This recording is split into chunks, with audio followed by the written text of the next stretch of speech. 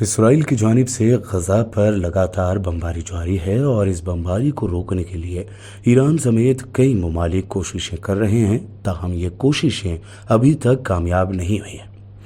اسرائیل کی ہٹ دھرمی کو دیکھتے ہوئے ایران نے اب بڑی دھمکی دے دی ہے۔ ایران نے کہا ہے کہ اگر غزہ پر اسرائیل نے بمباری یا اس ظلم کا سلسلہ بند نہ کیا تو اسرائیلی حکومت کا جغرافیہ ہی بدل دیا جائے گا۔ دراصل ایران کے فورن منسٹر حسین عبداللہیان نے کہا ہے کہ اقوام متحدہ کے پاس جو محدود موقع ہے، اگر اس سے فائدہ نہ اٹھایا تو غاصب صہیونی حکومت کے خلاف نئے محاذ کا کھل جانا ناگزیر ہو جائے گا، یعنی اسرائیلی حکومت کے خلاف ایران نئی جنگ کا آغاز کر سکتا ہے۔ ایرانی فورن منسٹر حسین امیر عبداللہیان نے غزہ اور مقبوضہ سرزمین کی صورتحال سے متعلق ایک انٹرویو میں کہا کہ اگر جنگی جرائم نہیں تھمتے ہیں اور ان جرائم کی فوری طور پر روک تھام نہیں کی جاتی ہے تو نئی جنگ کھل جائے گی یا شروع ہو جائے گی۔ امیر عبداللہیان سے جب سوال کیا گیا کہ کیا ایران بھی جنگ میں شامل ہو سکتا ہے تو انہوں نے کہا کہ سب کچھ ممکن ہے اور کوئی فریق اس صورتحال کو نظر انداز نہیں کر سکتا۔ انہوں نے کہا کہ جنگ کا دائرہ پھیلنے سے مزاحمتی قوتیں ایسا کارنامہ انجام دیں گی کہ جس سے قدس کی اسرائیلی حکومت کا جغرافیہ ہی تبدیل ہو کر رہ جائے گا۔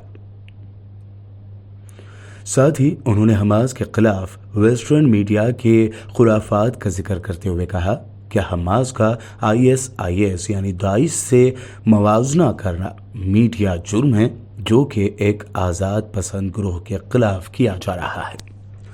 دوسری جانب ایران نے سفارتی سطح پر غزہ پر اسرائیلی حملے کو روکنے کی کوششیں شروع کی ہیں۔ ایران کے صدر ابراہیم رئیسی نے ترکیہ اور روس کے صدور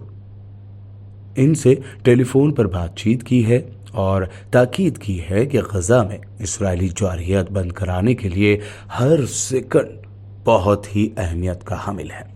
انہوں نے ترکیہ کے صدر رجب طیب ایردوان سے ٹیلی فون پر بات چیت کی، جس میں غزہ کے مظلوم عوام کے خلاف وحشیانہ اسرائیلی جارحیت کی شدید مذمت کرتے ہوئے عالم اسلام کی جانب سے اسرائیلی ظلم کا مقابلہ اور غزہ کے نہتے اور مظلوم عوام کے خلاف وحشیانہ اسرائیلی حملے بند کرائے جانے، اس کے علاوہ فلسطینیوں کی حمایت کیے جانے کی ضرورت پر زور دیا۔ ترکیہ کے صدر رجب طیب ایردوان نے بھی اس بات چیت میں اسرائیلی حکومت کے اقدامات کی مذمت کی اور کہا کہ غزہ کے واقعات نے مسلمانان عالم کے دلوں کو سوگوار بنا دیا ہے اور غزہ میں انسانی امداد کی اشد ضرورت ہے، جس کے لیے کوششیں جاری رہیں گی۔ اس درمیان ایران کے صدر ابراہیم رئیسی نے روس کے صدر ولادیمیر پوتن سے بھی فون پر بات چیت کی اور تاکید کی کہ فلسطینی گروہ کوئی بھی فیصلہ کرنے میں مکمل آزاد ہیں۔ پوتن نے بھی جواب میں کہا کہ غزہ کے واقعات کے سلسلے میں ایران اور روس کے موقف ایک جیسے ہیں اور اسرائیل کے ہاتھوں فلسطین کے عام شہریوں کے قتل عام کی کوئی توجیہ یا وجہ پیش نہیں کی جا سکتی۔